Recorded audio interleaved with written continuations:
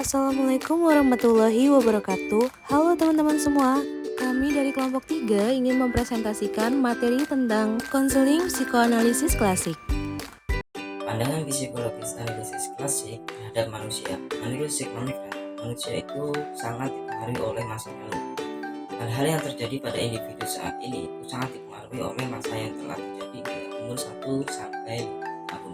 Menurut Freud, yang memiliki pandangan yang sangat suram, manusia itu merupakan korban dari proses yang terjadi pada masa sebelumnya, hingga manusia tidak memiliki pilihan, hingga manusia itu merupakan pelaksana takdir yang sudah ditetapkan. Struktur kepribadian. Freud menjelaskan bahwa kepribadian itu manusia memiliki suatu struktur yang terdiri dari 3. Yang pertama, ID atau Das S, dan yang kedua ego atau Das S, dan yang ketiga adalah superego, Das Amber S. Perkembangan kepribadian. Paut mengembangkan teori mengenai perkembangan kepribadian yang menunjukkan pada perkembangan seksual, sehingga lebih dikenal dengan perkembangan psikoseksual. Menurutnya, tahap perkembangan psikoseksual terdiri dari yang pertama, oral itu dari 0 sampai 18 bulan. Anal itu dari 18 bulan sampai 3 tahun. Palis itu dari 3 tahun sampai 6 tahun. Latenage ada 6 tahun sampai pubertas. Genital adalah dari pubertas sampai dewasa. Nah, sekarang ada fasenya juga nih. Fase pertama yaitu fase oral, terjadi pada umur 0 sampai 18 bulan. Pada fase ini, daerah organ yang paling penting dan paling peka adalah mulut, tapi berkaitan dengan pemuasan kebutuhan dasar akan makanan dan minuman. Kedua, fase anal, terjadi pada umur 18 bulan sampai 3 tahun. Pada fase ini, energi libidal dialihkan dari mulut ke daerah dubur, serta kesenangan dan kepuasan diperoleh dengan tindakan mempermainkan atau menahan buang air besar. Yang ketiga, ada fase falik, yaitu terjadi pada umur 3-6 tahun. Pusat kenikmatannya ada di area genital.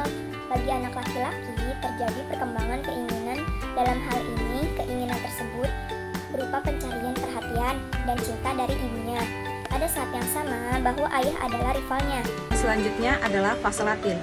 Fase latin ini adalah tahap usia 6 tahun sampai dengan pubertas. Pada periode ini, insting seksual tidak terlalu nampak atau tersembunyi. Energi seksual tersublimasikan dalam bentuk pencarian yang lain, misalnya belajar berbagai keterampilan di sekolah. Lalu selanjutnya ada tahap genital.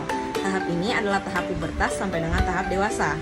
Dengan meningkatnya perkembangan ke masa pubertas, tekanan seksual meningkat secara drastis, organ reproduksi kedua seks telah matang.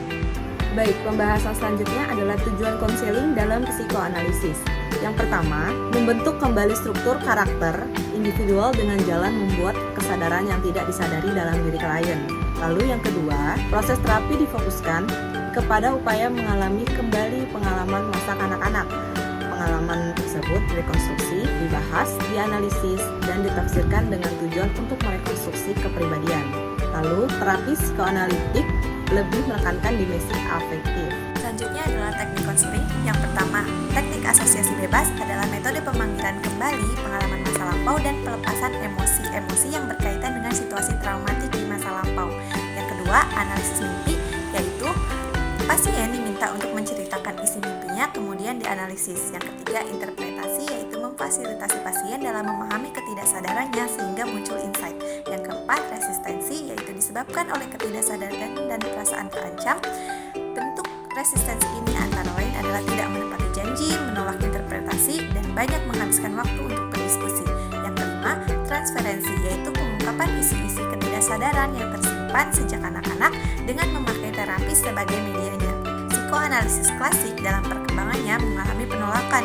Yang pertama, karena dalam psikoanalisis Freud mengatakan bahwa satu-satunya yang mendorong kehidupan manusia adalah dorongan id atau libido. Yang kedua, manusia mempertahankan eksistensinya dengan maksud untuk mempertahankan hasrat seksualnya, dan teori ini dianggap meremehkan kompleksitas dorongan hidup dalam diri manusia. Yang ketiga, seksualitas insting manusia merupakan sumber daya tarik dan kehebohan dan memberi motivasi manusia untuk makan, minum, bekerja, istirahat, bahkan belajar. Yang keempat, teori seks Freud inilah yang kemudian dicerca habis-habisan oleh para pemuka agama dan para intelektual karena menganggap penseksualan habis-habisan kepada manusia. Terima kasih telah menonton video kami. Kurang lebihnya kami mohon maaf. Sampai jumpa di next video. Bye!